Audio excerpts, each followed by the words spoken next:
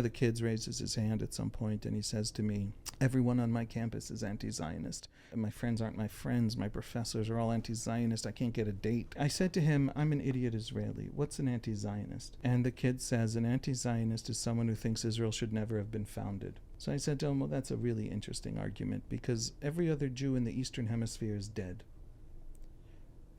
Is the argument that the Jews who couldn't get into the West as the pressure was building in Eastern Europe and in Central Europe and in the Arab world, couldn't get into the West because of quotas, because of immigration quotas and laws against them, that those Jews should have been able to get into the West? They should have had other choices other than to become Israeli? Is that the argument? Because I agree with that. If that's the argument, I'm also anti-Zionist. It would have been really nice if the whole world had opened their doors to these desperate refugees 10 seconds before their genocide. But it didn't. Or is the argument that those Jews should just have died? The Jews had been living in Baghdad 1,000 years before the Arab speakers got to Baghdad. And there were 50,000 Jews in Baghdad in 1946, right? Or maybe even more. In 1930, there's a poll or a census of where 25% of the city is Jewish. In 1960, there's 0%. 0% of the city is Jewish. Okay, it was twice as Jewish as New York. And then 30 years later, it's 0 Jews. No Jews.